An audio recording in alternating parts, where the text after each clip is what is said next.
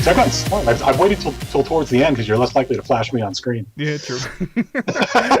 And welcome to another episode of From My Mother's Basement, the show that celebrates everything just being a geek. I'm Jason. And I am Michael. And first off, I want to apologize. Those of you who were at Anime Los Angeles this weekend in the LAX Marriott, that we were supposed to have our first panel ever there last night, like around 12:30 a.m. We're going to call that one Panel Zero. Yeah, we did with the show. Yeah, it's going to be Panel Zero. Panel Zero, okay. Panel that did not happen, yes. Yeah. Because I know, Michael, you had a meeting that you had to attend to. Yeah. You had business to attend to. I had to back out because of business. And you got sick as a dog. I did, sadly. Praying to the porcelain god. Wanted to steal your Buick. Yeah. Let's put it this way. Thursday and Friday were pretty epic for me. Like I was able to hang out with friends. I was able to pick up some cool things. I actually ordered. Wowage. What's up? We did some fun wowage. That was a hell of a lot of fun. There was one thing. Oh, is it not going to show? Oh, it doesn't show. Bloody hell. Okay. Ooh. Oh well. Basically, I was playing with Michael. Some WoW was fun. Was able to hang out with some friends. Checked out a new restaurant that was fantastic. And then I went to go help out some family on Friday. And in thanks for that, they actually gave me a gift card up to all places IKEA. Uh-oh. So I went out and bought myself a D12 glass cabinet for all my figures because since I moved back home, they've all been boxed up because I haven't had a place to display them properly. Right. So you finally got a display case. Yeah. And I thought, you know what? It's not going to fill up the entire thing. No, all 4 levels are completely filled. I'll post pictures later. Is it packed like ours is packed with still stuff overflowing? Not that far. It's filled without looking like it needs to have a second one. Okay, that's where ours is at right now. And now we got stuff like, remember the Cospa Tachikoma I have? Oh, yeah. I finally moved that over, and it's up on top of the shelf looking down, right next to the AT-AT sheep. But yeah, so I have that. I took care of that. What's funny is that it took like 40 minutes to put together the cabinet, but it took over 2 hours to put all the figures in. And I should have expected something because when I was helping with my aunt, she was like coughing, like, oh, I just got over this nasty flu. And I'm like, oh, okay, you're just getting over it. You should be just fine then. Nah. I was like, damn it, I should have seen the Yes, signs. again. Yeah. Oh, well. Okay, so that's why I was not at ALA this weekend, so. But we shall try again for future cons. So if you guys have suggestions for future cons that you want us to show up at and do a panel, let us know. As long as within driving distance within the state of California. For now. Mm-hmm. Until we get bigger, then we can start going to other places. I got something funny to show you. Give me half a second here. Keep talking. I'm just going to bring it up and then you can show it. Okay. So, yeah, that's why I wasn't at ALA. I apologize. I was following a lot of people online, seeing how it was. There was some pretty cool cosplay there. I found it funny that I made the tweet that, sorry, ALA, I couldn't make it.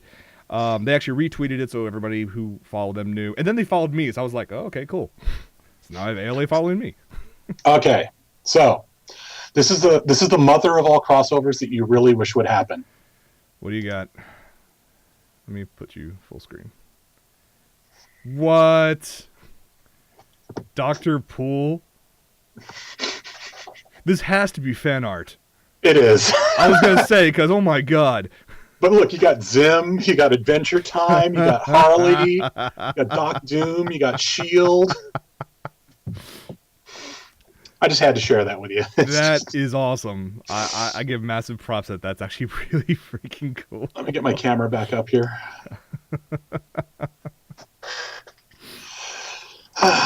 Okay. Oh. That was your morning. That was your monthly, weekly, whatever. That was my weekly catch up. What I was doing. So cough, blah blah. So. That was your call me later or call me maybe. Call me maybe. Yes. And what about you, Michael? What have you been doing?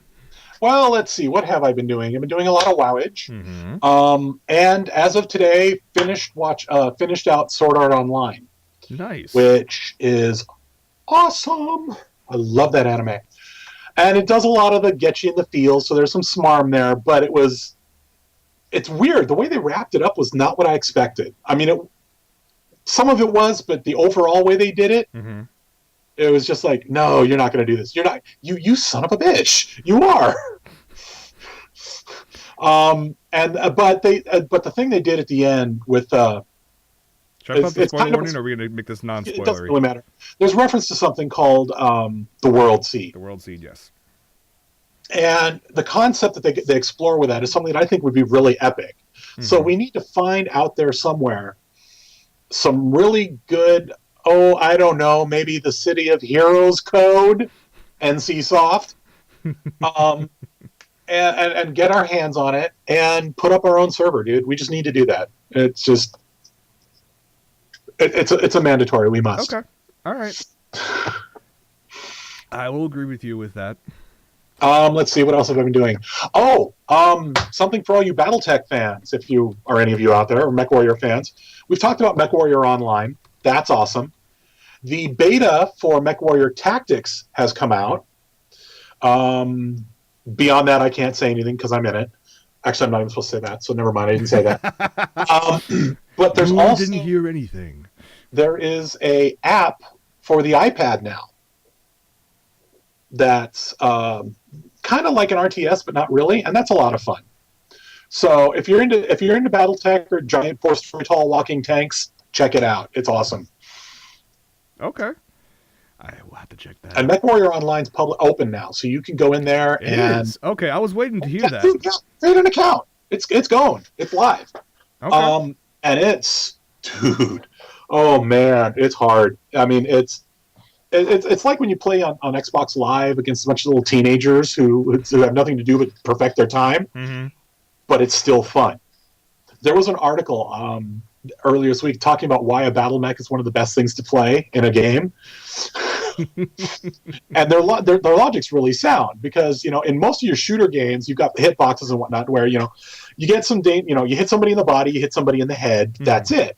With a mech, you've got 17 discrete targets, and you get visual feedback. So you can see when you're about to blow an arm off, or you can see as you're wounding the armor. Okay. It's much more of a visceral sense of satisfaction as you're going, hey, I may actually take this bitch down. All right. So it's a fun article. I like it. Let's see. Other than that, this week, not a lot. I've just been kind of, beginning of the year, so work's been kind of hectic, but otherwise I'm good. Okay. Well, I remember earlier last week you were mentioning that you and Nikki were out and about, and you came across a billboard for something called Hansel and Gretel. Yeah. And you were confused as all hell by it. Well, I was confused because I had heard zip about it, and we're driving. It was when we went down to Cantor's in LA, and we're coming back, and we're looking at it. And we're going, wait a minute! From the posters, the way we were driving, it looked like it was a couple of nobodies that I'd never seen before. So I'm like, okay, this is going to be a breakout film for somebody. Then I came home, looked it up, and I'm going, okay, only one of them's a nobody. The guy is Jeremy Renner, who played Hawkeye. Who was also in Mission Impossible Ghost Protocol recently, and a ton of other stuff. I didn't see that one. Oh, really? Okay. He was also in Born. Is it not Born Legacy? Yes, Born Legacy. He's proven himself to be quite the. Yeah, I wish I could play it in a real pod. It's been a long time since I've done that, Nightstar. You can buy the pods online if you go looking. Anyway, but yeah, it looks like he's turning into quite the action star. So I'm looking forward to it. I don't know much about it. I look at him as a much more subdued. Oh shoot, the guy was in the Transporter and Jason Statham. I see him as a much more subdued Jason Statham. Okay, I'll buy that. But of course, he also is. He's now kind of pigeonholed, with the Hawkeye character as being able to be a badass with a bow and arrow. So no surprising, he's using a bow and arrow. Yeah, but you know what? That means he must be able to do it in real life. This is true. Odds are he probably does archery as a hobby. And with the movie Hansel and Gretel, I looked into it. Okay, it looks kind of cool. And there's a bunch of commercials starting to show up on TV nowadays. Yeah, I finally saw one of them. But I was looking online and I found the Red Band trailer. Ooh. So let's go ahead and watch that, shall we? Yes, that's.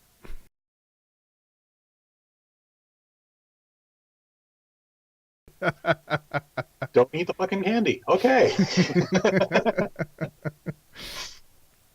It looks like a fun popcorn flick, if Oh yeah, anything. popcorn flick. It's definitely. You're not going to be seeing any homing spell powered by breadcrumbs. I mean, this is classic B movie material with A-list actors. Well, A-list actor. And A-list. Well, no, there was one other one in there, but yeah, it's that and a decent effects budget. True. So and another thing is that Hansel and Gretel initially wasn't that a Grimm's fairy tale? a German Yeah, based film, and yet neither Hansel nor Gretel even attempts to have a German accent. So this is like, we know this is cheesy, we know this is popcorn, so we don't need to be that accurate. So you know what? Screw it, go for it. Cost for the accents is what we're gonna do. Yes. And it comes in theaters in what, like 3 weeks, if that? I think so, thereabouts. Yeah. That's gonna be fun though. Oh yes. So I finally got a chance to go check out Django Unchained. Yes. Put this way, the best way I could describe it, it's a Tarantino flick. If you enjoy Tarantino flicks, you're gonna absolutely adore this film, which, like I did. If you're not a big fan of his style of work, you're gonna save your money, go see something else. Fair enough. That being said, it is an absolutely hilarious romp at times. There were other times where there were certain scenes where I could hear other people in the theater. Squicking? They're like, you can feel them getting uncomfortable. There's a lot of on-screen violence, a lot of violence. There's also nudity for male and female.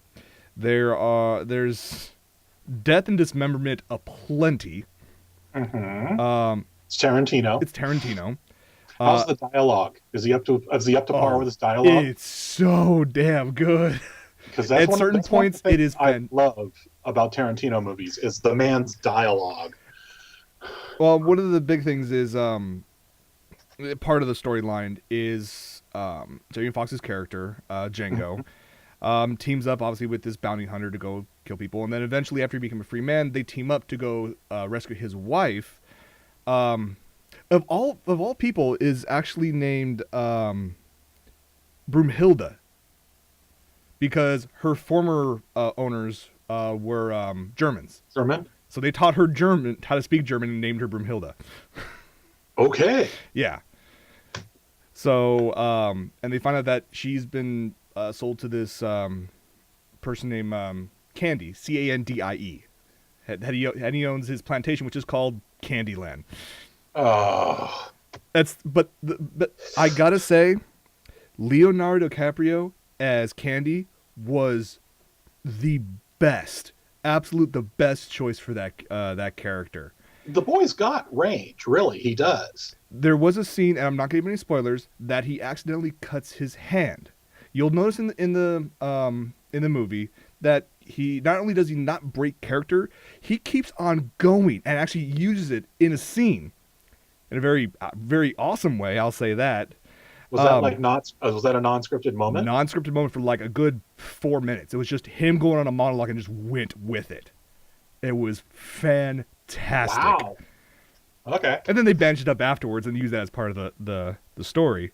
But I thought that was massive props for him on that. Cool. So, if you guys haven't seen it yet and you're a fan of Tarantino flicks, go see it. Do yourself a favor and go see it. Either that or if you thinking in a southern accent. Oh wow.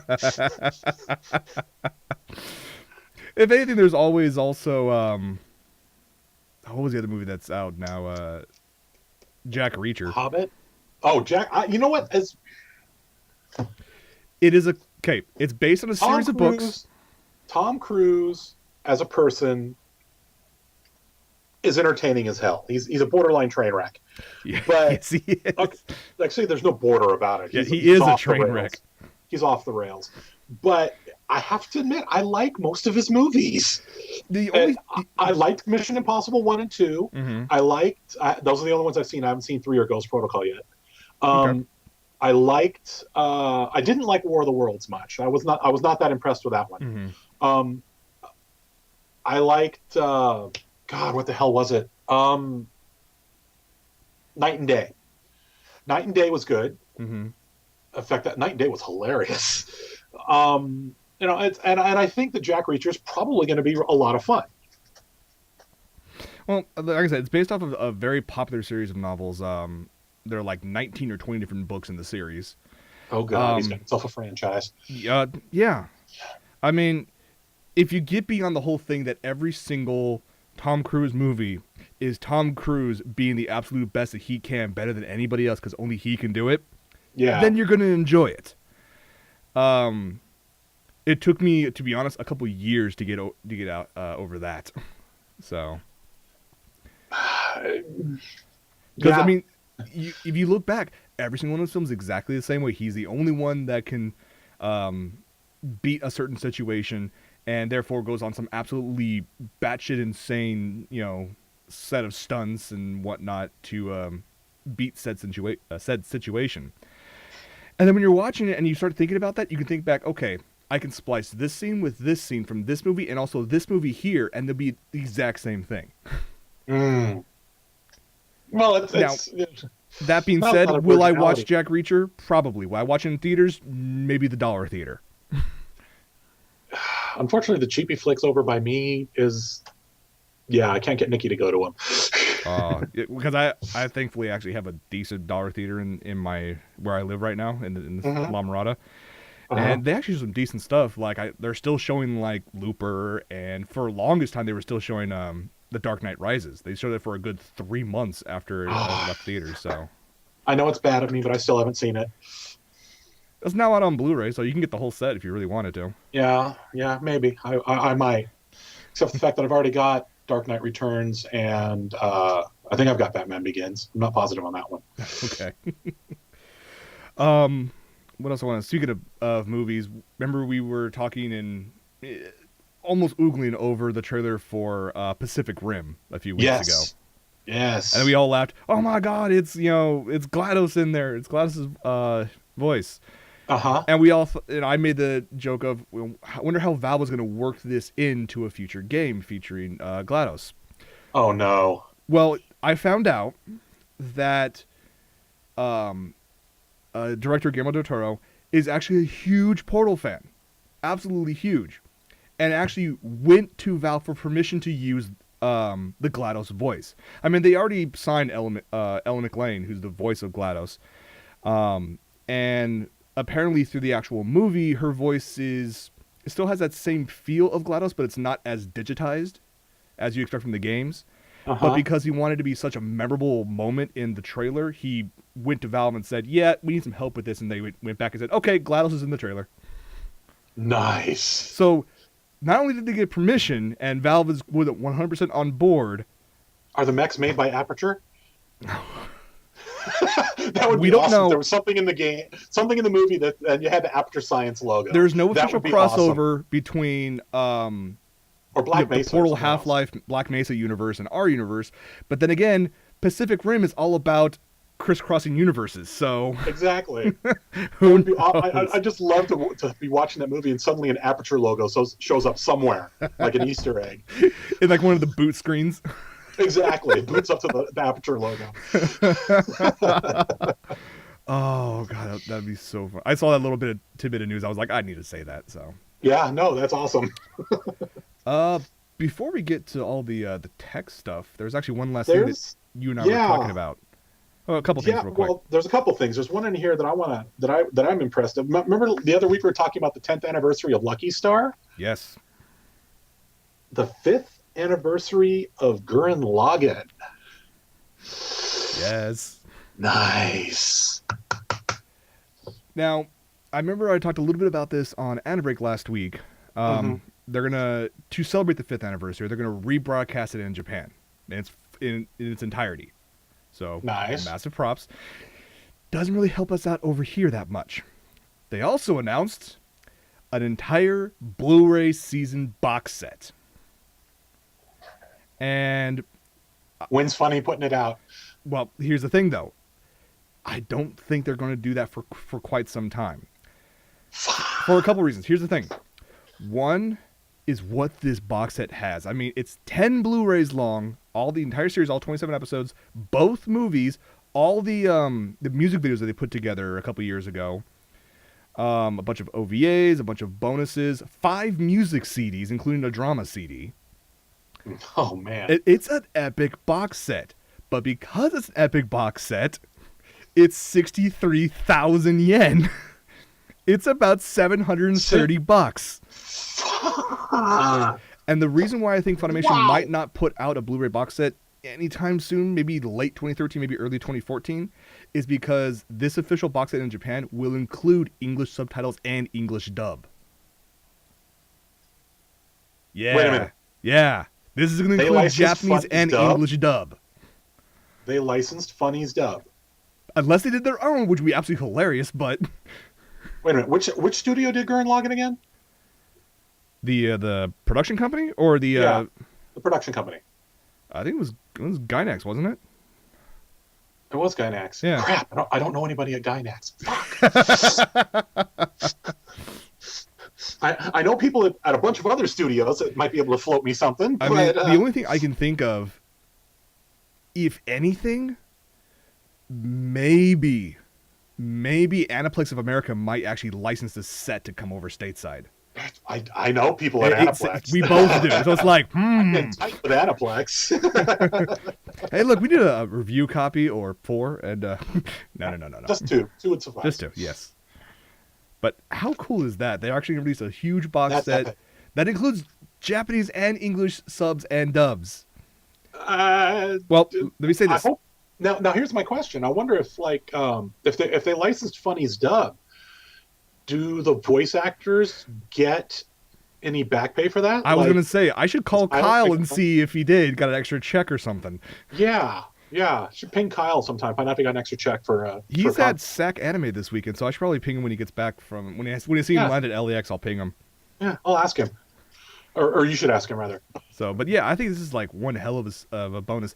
The fact that it's been 5 years though, has it really been that long since the series came out? Oh yeah. I remember hearing in my headset Carl going, "For Sparta." I remember. Now, did you ever see the music video works set that they did? They did 2 of them. Not theirs. The I've seen a bunch of other Gurren Lagann AMVs. Mm-hmm. And my favorite one's Spinning Infinity. That's my absolute favorite Gurren Lagann. Well, because these ones aren't really, well, I guess they are technically AMVs, but they're all original animation. They actually had the studios work out, here's a song from the track, or here's a song inspired from the series, and then work out a storyline and an idea, and completely brand new animation. Go. No, I'd never seen that. Really? Okay, I will let you borrow them because they are freaking amazing. Okay. Yeah. Yeah, definitely. Yeah, it was a really cool way that they did a couple years ago to kind of reinvigorate interest in the series. So. Very cool. Very, very cool. So yeah, $730. My God. Dude, though, I mean, for what you're getting, that's actually not bad. True. For everything you're getting, especially at Japan prices. Yeah. I mean, come on, Japan's a country that charges 7,500 yen for a single episode on a Blu-ray. So, we've gone through this time and time again. The fact that a relatively small amount of fans support the entire freaking industry. When a very small basic production of a series, like a 12-episode series, if they want to recoup, their money, get an ROI, I believe I read somewhere, all they really need to sell is like 5,000 Blu-ray discs. Yeah, that's about it. Something like that for their initial investment. But that's a whole other argument we can have sometime about what the industry needs to do, because I think we've had this discussion, but we can have that debate sometime if you want about where the anime industry, where I think anyway. We should, and then we should start bringing some guests in on that as well. Like, we have contacts, bring them in if they're interested. That'd be interesting. Yeah, we can look into that. Yes. That's not a bad idea, Jason. Hey, Jason has an idea. I should get sick more often so I'll have better ideas. Did this come to you in a delusional drug fog case? Luke, you are my father. No. I'm your mama, and mama's gonna teach you some manners, boy. Sorry. That was bad. Let's bring up a bit of comic news real quick. So there Yeah, is a I'm not sure what brand. to think about that one. Go ahead. I'm not sure what to think of it. Go ahead. Yeah, I'm not quite sure what think of it. What we're talking about is there is a brand new Star Wars comic series that just launched. Issue 1 was released, I think, 2 weeks ago. Mm-hmm. And there's a couple different things in this one. Well, they make sense if you take into account the entire chronology of the movies. Yes. Okay. But yeah, I'm still kind of like, wait a minute. Well, the most striking thing about this is about Leia. Because Leia, it turns out to be an X-Wing fighter pilot. Now, if anybody's actually ever seen the movies goes, what? But like Michael said, if you think about the whole chronology of everything, it kind of makes sense. Also, she's proven she can pilot. She piloted the Falcon in Empire, at the end of Empire. So she can at least pilot, and the idea that she can pilot an X-Wing is not that far of a stretch given her lineage. Mm-hmm. I mean, her father was one of the best pilots ever. Right. So she's got the genetics for it. And if you think that, as we think like you're turning 15, 16... She did it in a novel? Don't remember that one. But it's like here, on Earth, if for humans, if you're like 15, 16, you kind of learn how to drive a car. In her situation, you probably learn how to, fly a fighter jet or a plane or something basic like that. Too. That's right. Forgot about the Endor bike. Not to mention, she also got a bunch of training, obviously, because not only with the weapons, but also able to beat torture, which she beat in episode 4. That's true. So, but it was one of those things that when it first came out was like, wait, what? Yeah, it's kind of a really isn't that a step down to go from princess, head of the rebellion, to okay. Maybe it's a competition with Han. She's trying to prove Han wrong. She'll force him to sleep on the couch. That'd be no. I was gonna say, I was wrong about the release date. Actually, it hasn't come out yet. It actually comes out this week on January 9th. So, Michael, you should go to Hypno and yeah. I'll have to get George to reserve me a copy. And go check it out. If it's good enough, maybe I'll come up and buy a copy. I need to come up anyways and hang out again. You'll come up and read it, and then decide if you want to buy a copy. Okay, good point. Let's be honest about this, Jay.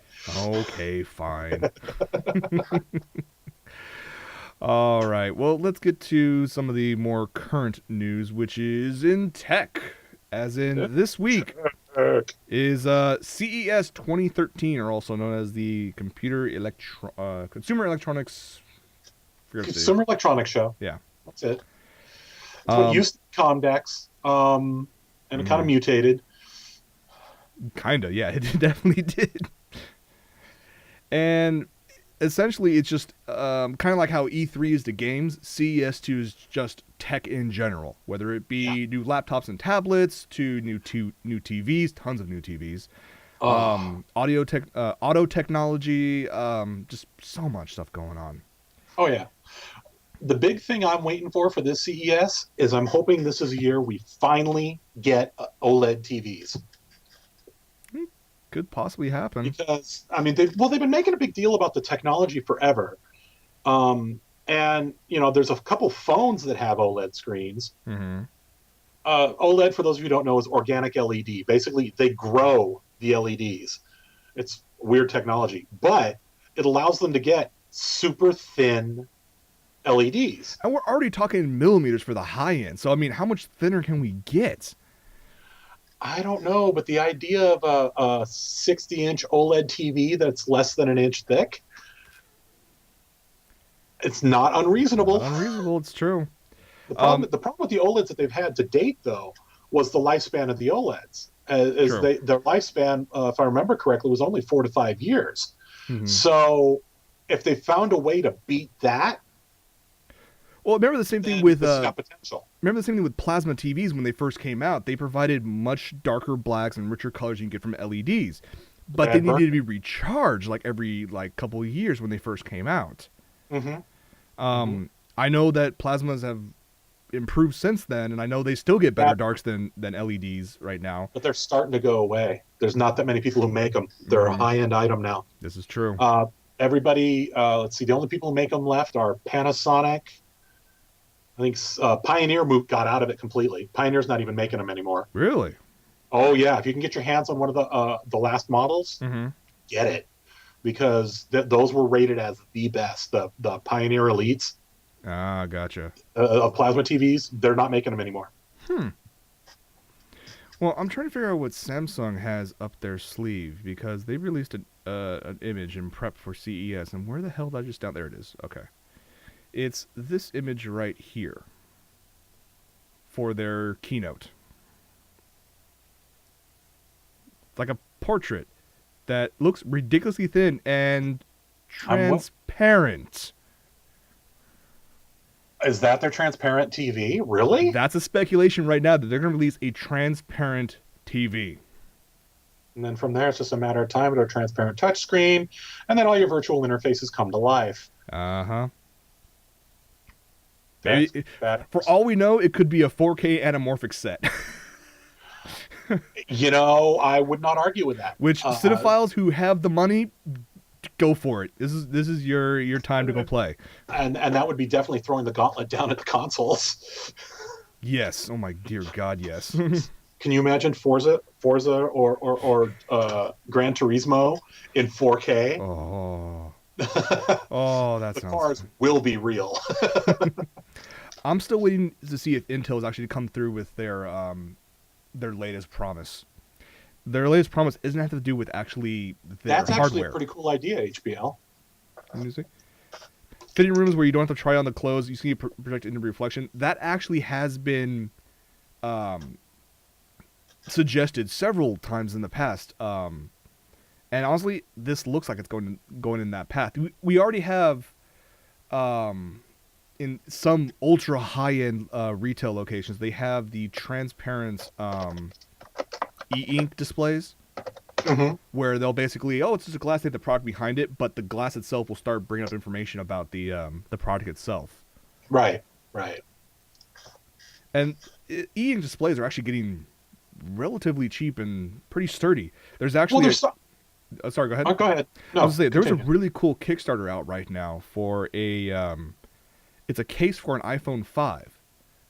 That one, on yeah. The backside is actually an e-ink display that you can actually, adjust in real time if you wanted to use that to check on text, or if you're wanted to use it as a custom background, you actually just upload a skin to it, and hey, look, you have a brand new background to your phone or your case. But, I'm waiting for the e-ink to go color.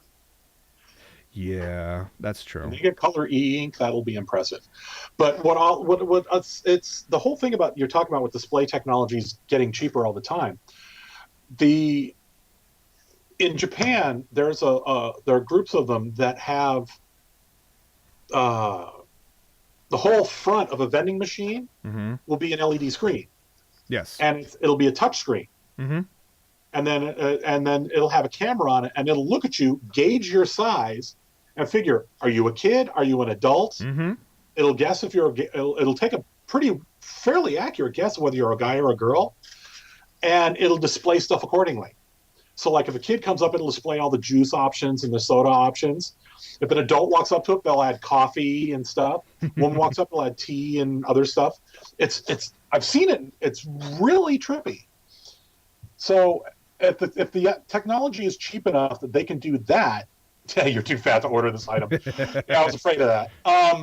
If the technology has come down in price enough that they can do it in vending machines, it's just a matter of time before that large of a touchscreen comes into the home. Because these things are out effectively in the open. I mean, they've got a roof over them because they're at train stops, but right. They're effectively out in the open air, and they're surviving, and they're still touch capable. So, yeah, I could see that. Well, going with the whole with the talk about display, do you remember way back? I can't say way back, but a few years ago when Microsoft was talking about the Surface, not their now released tablet PC that their OS F and blows, but no, the original Surface, which was this tabletop PC. Right, what they were originally working towards. Yeah. And if you go to Disneyland or Walt Disney World in their Innovations area in Tomorrowland, they still They have have half a dozen of them still there. You can check them out, and they're actually entertaining. They could be quite useful Yeah, and pretty productive if you used it in the right way. but the technology the technology they're displaying in Interventions is different though. It's Kinda, yeah. projected from above, and it's got a camera that looks where your hands are. There's actually a section that actually has the actual Surface ones that are projected from below. Projected from The below actual the touch Microsoft screen? Surface ones, yeah. Oh, okay. But it seems that ever since they decided to almost put that on the back burner and then rename their tablet Surface, it seems a bunch of other people are trying to get into the what we're calling the table PC game, including Lenovo. They recently announced this thing. This is their multi-user Horizon table PC. This is Are essentially those pucks? what's up? Those are pucks. Yeah. It's It's essentially cable TV air hockey. essentially between this is a 27-inch 1080p touchscreen. That I mean, yes, okay, you can probably they took one of their basic screens from their laptops or computer lineup and then slapped a touchscreen on it. This thing actually Well, no, has some. 27 inches, so that's a new. That's new. That's new. Hmm. Then thank you for correcting me on that.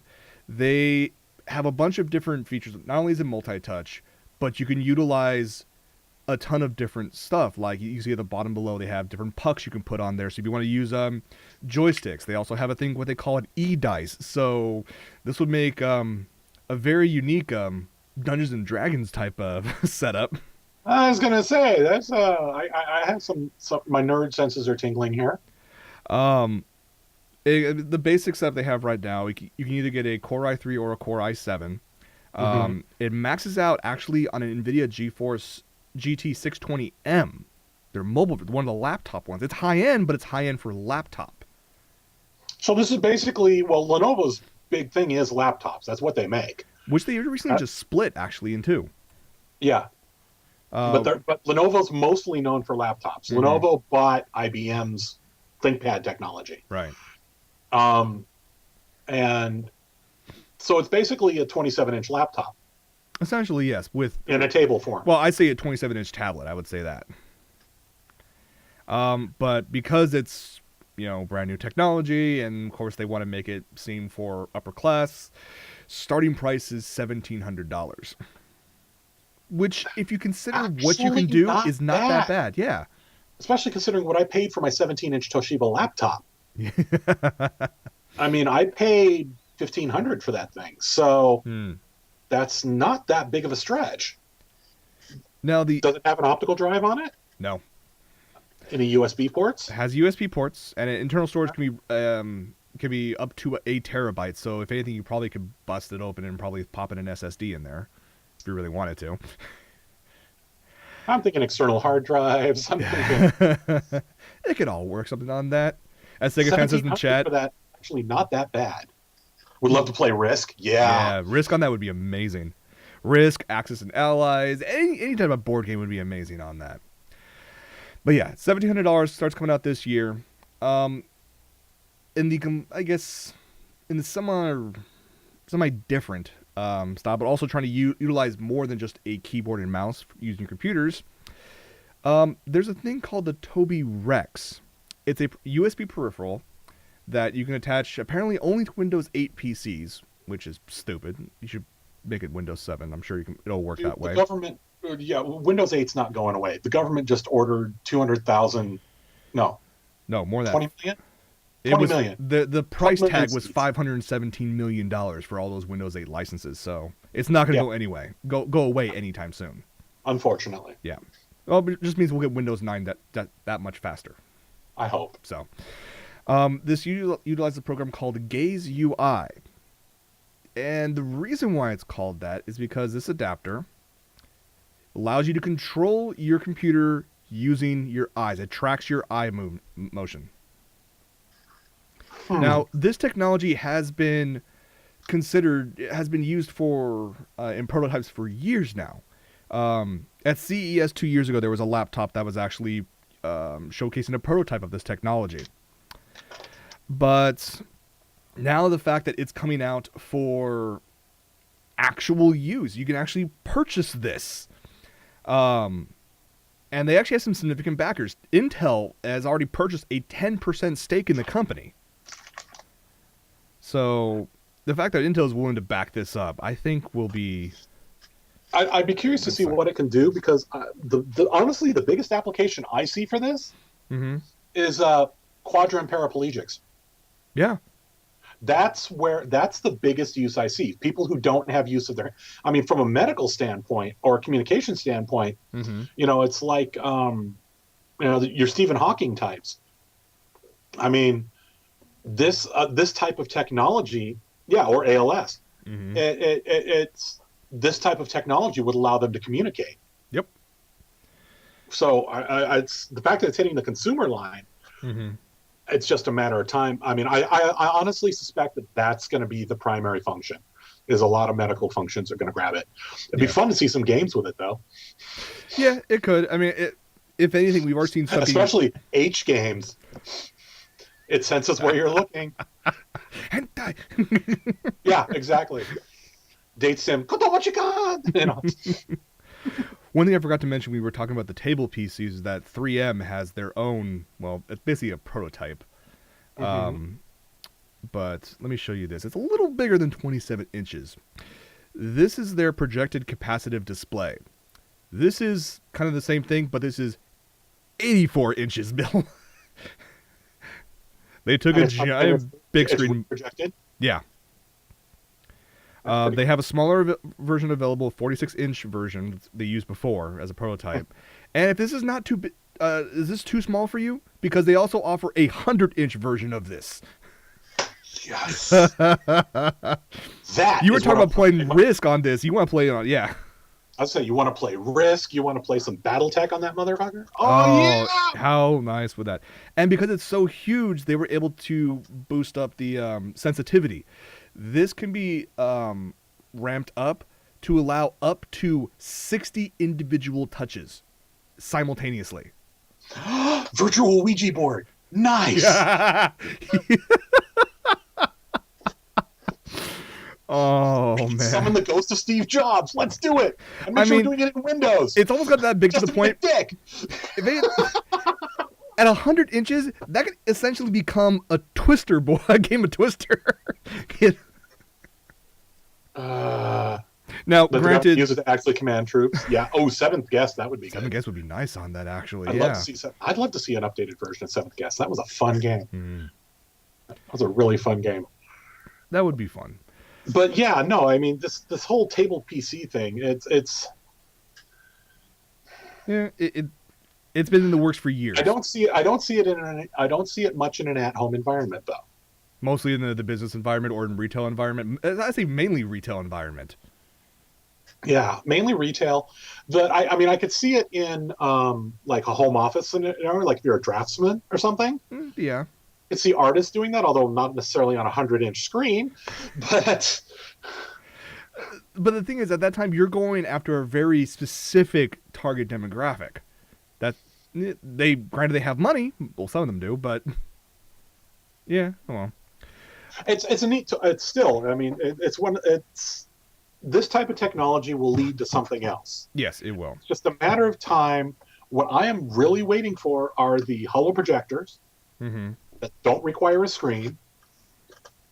I'm waiting for virtual keyboards that are like on your hand, and you can just... I mean, you'd have to learn how to type all over again. There was a company, a little startup company at E3 a couple years ago that had something they were working on. I think it was Pelican or something like that. I forget. But they actually had gloves that you can actually use to not only control... They used Warcraft 3 at the time as a demo, but they showed people actually typing with just their hands and their gloves doing different things. They also had them using Photoshop and actually adjusting like the hue of a color or something like that. You like by rubbing their fingers together. I mean, there's ideas. It's still in the works. It's still definitely in the prototype stage. It'll get there eventually. You've seen the ill-fated Final Fantasy movie, Spirits Within? Yeah, I have it on DVD. I have it on Blu-ray. So it's good. I mean, it's good visually. But anyway. Visually, yes, it's fantastic. Story-wise, no, let's not talk about that. Visually, the graphics were freaking amazing. In the beginning of that the item she was using, the virtual thing she had that later got reincarnated in Mass Effect as that thing. I mean, that was just a really cool concept. The idea that you could, just have it on your arm, have the wrist piece on your arm, and you've got all that whole interface right there. That would be awesome. Yeah, I would definitely go for something like that. You've noticed that in terms of the gaming world, that you always have your consoles and you always have your PC games. They're expanding a little more so into Mac, some into Linux, but there's a lot of casual games on mobile devices but they're starting to move more towards hardcore games on mobile devices like tablets and iPads and whatnot.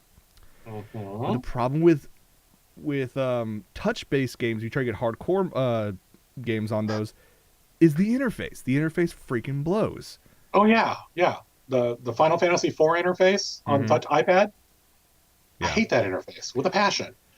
Well, Mad Catz has actually been working on a line of gaming peripherals that they're calling a GameSmart cross-platform Bluetooth initiative. And let me just show you an image of one of the prototypes. This is called the MOUS, MOUS. So they're going to try to make it sound futuristic and whatnot. Holy crap! I mean, it looks futuristic. It's designed to be completely custom. That you can. I mean, there's gaming mice out there that are just like this, where you can adjust the weight. Yeah, that kind of reminds me of the Masumune Shiro mouse. I'm not kidding. He made one. Really? Yeah. Huh. Check it out on JList. Okay. It was one he designed. I'll have to check that out then. But what their whole gimmick behind these is about that initiative. These are apparently cross-platform usable on anything that has a Bluetooth ability. So if you want to use it for your PC or your Mac, okay, yes, of course you can do that. You want your laptop to use it? Yes, you can. You want to use it on your phone? You can. You want to use it on your tablet? You can. And eventually it's going to come out to consoles as well. Which essentially is starting to blur that line between console and PC gamers. Because there's always been mad talk between the two groups. Like, for me, I'm always a hardcore PC gamer. It's like, like the discussion we had. By the way, I just sent you a link to the Shiro mouse. Okay. It's not exactly the same, but it looks, it's got that feel. So take a look and you'll see what I mean. Okay. But the thing with, you and I have had this argument. I cannot play, with the exception of Halo, for some reason, I cannot play FPSs very well, if at all, on a console, because I am used to keyboard and mouse. Yeah. That's what I learned on. That's what I know. And quite frankly, it's, they say you play what you're used to, and yeah, there is that aspect of it. But the thing about, and the biggest thing for me, is the mouse look option in a PC game versus the joystick, much faster response time in a mouse. Yeah. I could flip a 180 and just by moving my hand to the right, but I can control when to stop it. Whereas with the mouse, or with the console, it's going at a certain rate. Yeah. And it's little things like that that bug me. There was times back when the original Xbox was still around, that I bought an adapter to hook up a keyboard and mouse to my Xbox. And I would go online and play Halo, and I would just school everybody because I had just so much better accuracy. And of course, I was booted out because they thought I was cheating. But I was like, I'm just using a different controller, guys. But the fact that Mad Catz is trying to merge the two together could be good, could be bad. But given the fact that be pretty awesome. Yeah, given the fact that Valve's coming out with the Steam boxes, so they can, looking forward to that. Basically, that's going to take over the home entertainment system. What? You think we'll see a prototype at CES, or you think they're going to wait till E3? I want to say E3. I want to say Awesome E3, if they if roll out a anything, for the prototype. sole fact that Microsoft's already announced their date or the date and time for their press conference at E3, which is very telling for the sole fact that normally companies give that information out a couple months in advance, so like April, May, not January. So the fact that they're using this extra few months probably to try to gather hype tells me right off the bat, new console. Maybe, maybe not. I mean, yeah, they want to hype. They want to build hype, but also keep in mind that much to the joy of technology reporters everywhere, not to mention a bunch of end users and uh, Microsoft employees, they fired the head of the Windows 8 project. Yes, they did. Thank God, he's an asshole. But so they may be trying to sweep that under the rug. They may be trying to get people talking about something else. New console, yeah, it's entirely possible, and I think it would be awesome to see a new console. I hope that they, now that I finally got a 360, it's gonna suck if I got my 360 and now all of a sudden next month, why is my Deep Panther Lappy logged in? Oh, because that finally booted up. I'm gonna log out of that. But to see the other thing finally show up, it'd be interesting. There we go. It's gone. But I don't know what it's way too early to speculate. New console would be great. Yeah. Windows 9 would be better. Yes. Let's get through CES first. Yeah. Which, if you also want to, if you're in Vegas at the time on this, you can always go to the other major convention going on at the same time in the same location. Yeah, that's a fun one. Yeah. Unfortunately, I'm not going to make it to either. So. Yeah, I don't have any money, so Oh well. Pretty much. But to wrap this up, let's put it this way, Michael. Instead of finishing with what we're watching, because we already did that at the beginning of the episode, let's go with what we would like to see at CES. See come out of CES, I should say. Oh, that's easy. OLED TV. OLED TV. That's my big one, because I want to see an OLED TV.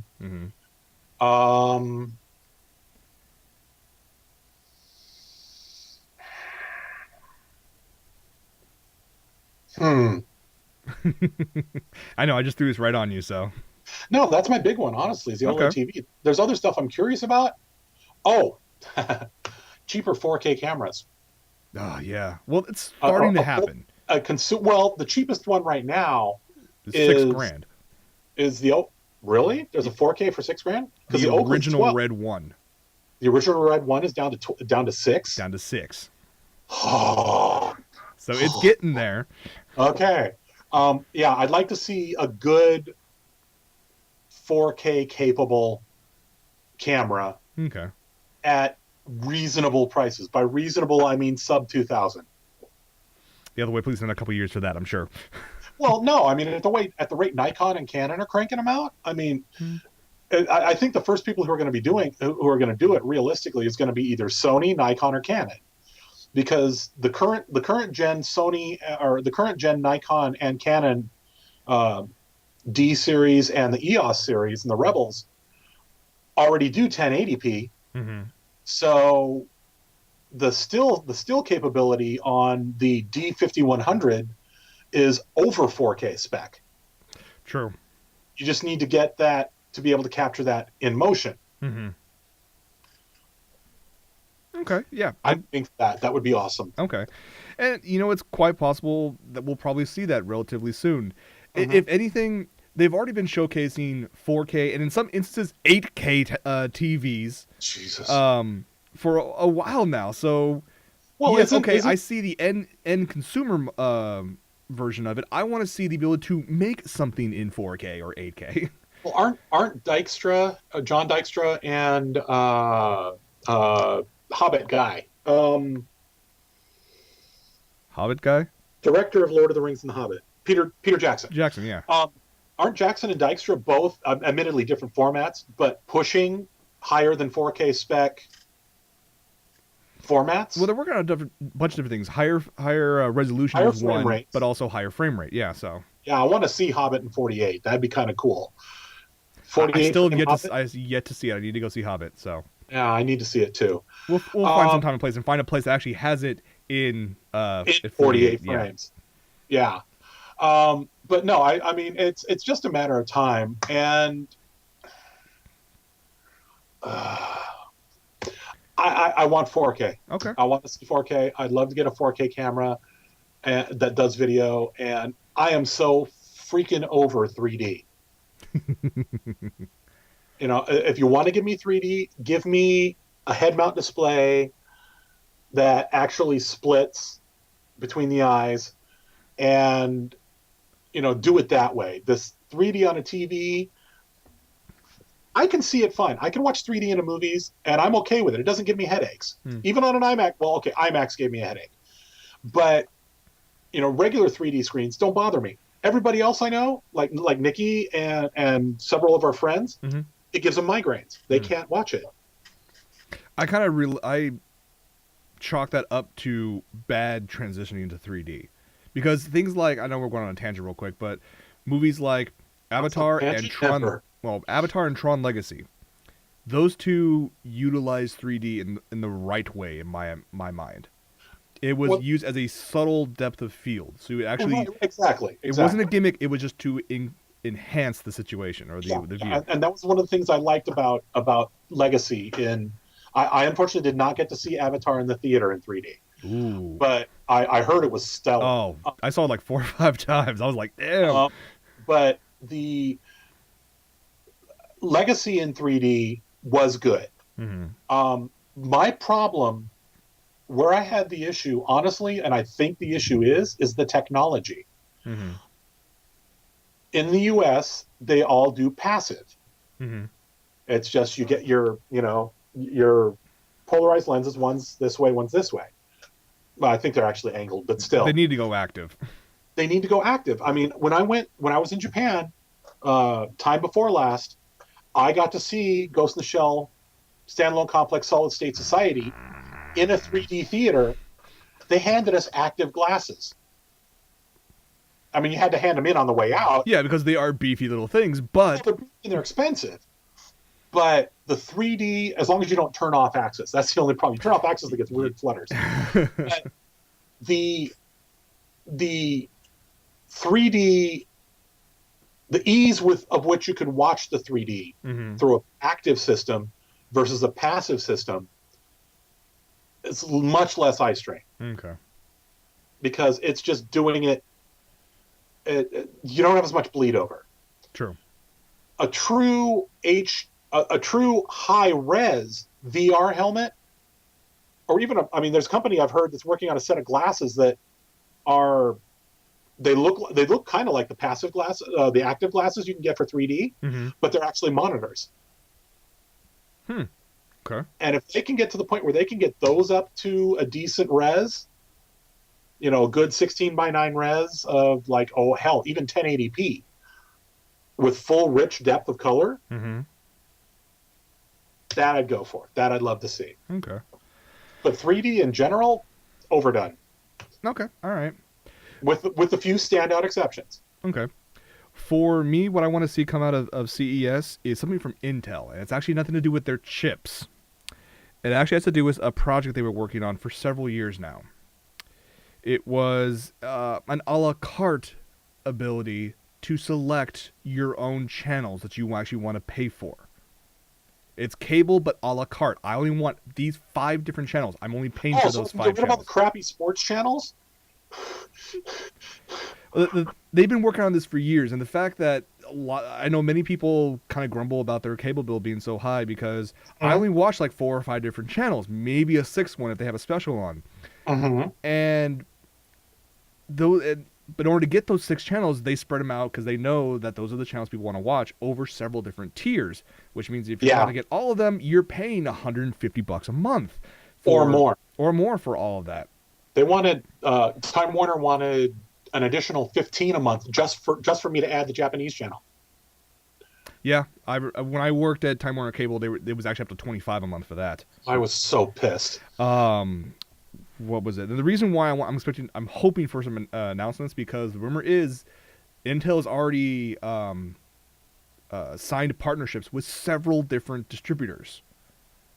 They've been working on it for a long time, and now we've got some news that possibly they've already assigned some people to this idea that you can pay per channel. You do that, and I'll be set. I'll be good. Well, if we can do that with decent pricing.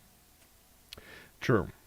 I mean, I'm currently shelling out we're currently shelling out 120 a month, but we're also paying for our broadband. So the actual cable portion is only 78. For us here, it's because we have FiOS, so it's internet plus cable for 4 boxes. We get raped. I mean, don't get me wrong. I love the fact high speed and cable works perfect for me, and it's like $225 a month. Jesus Christ! But it's split amongst 4 people. It's not as bad, but by yourself, no, it's not as bad. But yeah, I mean, that's what 75.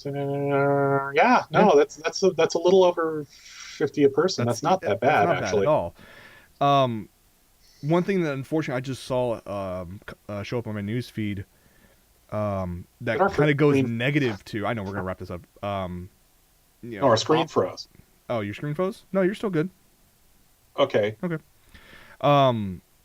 The one thing I just saw that kind of goes in the opposite direction is HBO has renewed a pact with Universal Pictures that keeps all of their studio movies, like Ted and Bourne Legacy, only on HBO channels through 2022.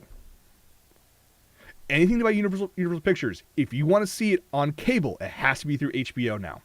You can't even get it on that's not right of first release. That's just period. Now, granted, there's somebody's gonna. I'm waiting for somebody to file a monopoly charge on that. I'm hoping, because this also kills, because it's so exclusive and so far-reaching.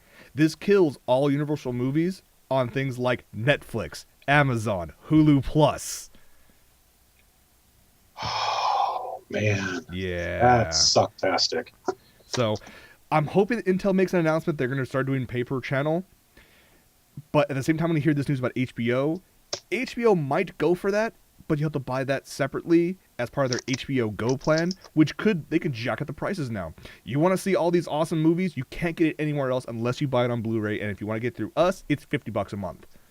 Yeah, screw that. The only reason I've got Showtime right now is because they gave it to me as a thank you for being our customer. So it's... from one who worked at Time Warner Cable, I can tell you certain things. You should talk to them and probably get a lot of cool stuff for a massive discount, because I know they can. I did. I've got a coworker who he'll sign up for the promo plans at the 6 month or the end of the terminate of the trial thing where it's X amount for so long. He'll call him up going, why should I pay you when I can go over here and get this? And he'll play that game with them every 6 months. Yeah. And he ends up getting incredible deals. There were deals that I came across, like friends and family plan people who actually work there. Because one, if you work at Time Warner Cable, you get automatically free internet and free every single channel. Friends and family can get that for like $25 a month. Dude, why aren't you working at Time Warner anymore? No, screw them. I hated that company. We could talk more about that in post-show. It's a paycheck. Anyway. Yeah, that's true. All right. Well, for one, this episode wasn't scripted really much, and it came out pretty good, I think. So. Yeah. Well. What are you? Okay, you're waiting for Intel. I'm waiting for that. I'm waiting for the OLEDs and 4K. I don't think we're going to see 4K though. I honestly don't. I'm hoping, but I'm not expecting it. Okay. Well, we'll see what happens. Although there's every year at CES, there's some surprise. This is very true. And with the press conferences, like Sony's is tomorrow at 7 p.m. Pacific time, or 8 p.m., sorry. Ooh, guess what I'll be watching on Exactly. And most of these things are actually live streamed, so... We're going to be studying. Crap. We're going to be studying tomorrow. We are going to be studying, yes. So, yes, because we are brushing up on our Japanese, so... Yes. All right, everybody, thank you very much for joining us for this episode of From Mother's Basement. You can catch us every Sunday at 5 p.m. Pacific. Catch Anna Break on Wednesdays at 7 p.m. Pacific. And stay tuned for post-show. 5-ish Pacific. 5-ish, yeah, I know. It'll be later when Jason is not. When Jason is sick. Jason's not sick, yeah. Okay, thank you very much, guys.